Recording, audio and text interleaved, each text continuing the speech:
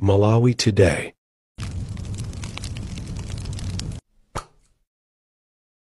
Assalamu alaikum wa rahmatullahi wa barakatuhu.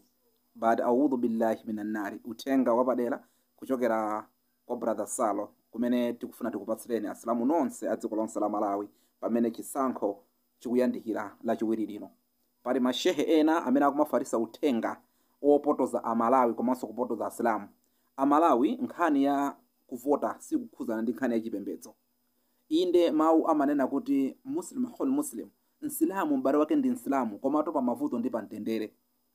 Komanso ndimafuna ndikuuze ndikunena kuti kodi ku Malawi kuli chipani cha nsilamu, popeza chikanakhala kuti chipani chilipo sibwezi abakiri muluza atapasa malemu apingwa mtharika akanapaza nsilamu nzawo. Kukanakhala kuti chipani cha UTF ndi cha Islamu sibwezi atupere muluzi akanatenga ndi kuapasa akalolo, popeza akalolo ndi Mkhristu. Inu mukuzitenga kuti zimenezi mukamati kuti asilamu akavotera asilamu abale awo osamapinda anthu amalawi omvera kwena kulikonse kuchokera kwa ine brother Salo chizukulu chenicheni cha Ngangapiyasi. Nsilamu m'bale wanu amene timakusiyanisa pakati pa chipembedzo ndi ndale. Choncho ndikufuna ndikuuzeni kunena kuti osakavotera munthu kamba kuti ndi nsilamu, osakavotera munthu kamba kuti ndi Mkhristu, koma muvotere mavuto anu, chifukwa mukamavutika kutheka kuti Akhristu ndi amene amakuthandizani pa mavuto anu, kutheka kuti asilamu abale anu amakusiyana osakuthandizani inu kumafa ndi njala. Mwachisanzo nthawi imene timakumba manda kumangochi atipera anali kuti nanga tali Islamu, nanga tikuti Chisilamu amathandiza mbale ke Islamu, abakiri muluza anali kuti osapereka chakudya kwa Asilamu akumangochi. Lero mufuna mutiuze kuti amalawi akavotera atupere muluzi kamba kuti ndi Islamu, nanga ndi chifukwa chani ayika akalolo amene ali Mkhristu. Nthawi zina kumapinda anthu pa Chisilamu sibwino. Ndikufuna nnene pano kwauza amalawi kunena kuti tiye tikavote malinga ndi mavuto athu amene ali nyumba. Dziko lino sila Islamic State, dziko lino ndi la mix. Tikufuna mtendere, sitikumenya ucheni ofuna kuti asilamu alo kuchipembedzo kapena Khristu apite uko. Tikunena za mtendere umene Mkhristu pakati pano akuvutika ndi ulamuliro wachakwera, umene Islamu pakati pano akuvutika ndi ulamuliro wachakwera. Lelo musatipusise kumanamiza amalawi kunena kuti mukavotera asilamu. Anthu amene mupanga makripa amene mudziwa kuti moto umene mukuyambawo mukuyambana ni Allah subhanahu wa ta'ala.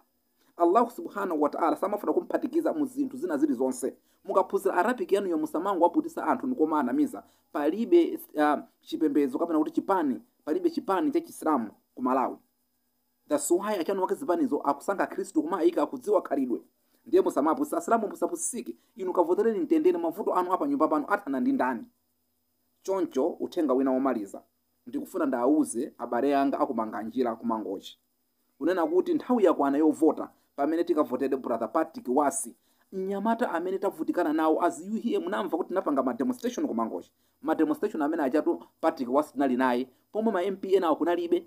Enawo ndi amene anapita ku Saudi ukaba ndalama kumakanjira. Ndi anthu akumakanjira mukafuna nsewo kavotereni brother Patrick Wasi amene pa 16 pano abwerese nsewo kumakanjira, kuyamba nsewo kufufuza nkhani ya nsewo. Koma mukavotera achambo ndi amene adaba ndalama za nsewo wa makanjira. Mukavotera amatola ndi amene amaombera m'manja ku parliament achakwera akunena za bag of fertilizer. Mukavotera musavotera anthu awiri amene wamuvotere Patrick Wasi. Ndikulankhula izi on behalf of anthu. Mwandivesa anthu awatayesa achambo analamulira 10 years amatola analamulira palibe cha nzeru chimene angatiuze. Choncho uthenga uwu ndi waulere kunena kuti pa 16 pano kavotereni brother Patrick Wasi, chifukwa amene ndi nyamata ikhayo amene angatukule makanjira, amene angabweretse chitukuko makanjira. Enawa tinayesapo. Uthenga uwu ndi waulere. Pokavota musakaone chipembedzo, musakaone mtundu, musakaone kuti awa ndi andani. Dzana lija samatithandiza asilamu anali kuti. Lelonso ndikunena kuti uthenga kupita kwa asilamu nonse. Musapusisike kuvotera munthu popeza kuti ndi Islamu.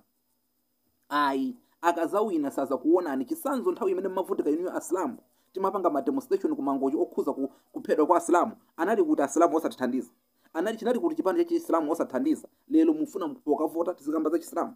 No, osakavotera kamba ka Khristu, chiyawo chichewa chitumbuka. Kavotereni kamba ka mavuto amene muli nawo nyumba mwanu. Kuchokera kwa ine brother Salo ndingoti assalamu alaikum wa rahmatullahi wa barakatuhu. Mulungu Allah subhanahu wa ta'ala amakonda mtendere. choncho mtendere uyu ino ngati mukupeza kwina kwake usiyeni mtendere ukhale choncho, musatiyankhulise pambali chifukwa tizayamba kuyankhula zambiri zimene ena anu mwina mukhoza kukhumudwa, koma chisankho chimenechi tikufuna mtendere. Achoka achakwera tipeze president wina. Pangani kampeni wachilungamo osapinda amalawi, osasanganiza ndi chisilamu kapena ndi chipembedzo kapena chikhristu. Akhristu muli ndi ufulu kuvotera wina aliyense amene ali msilamu, asilamu muli ndi ufulu kuvotera wina aliyense amene ali mkhristu, as long munthuyo mukumuona kuti akhoza kuthandizani, akhoza kutesa mavuto anu. Wa hadha, assalamu alaikum wa rahmatullahi wa barakatuhu.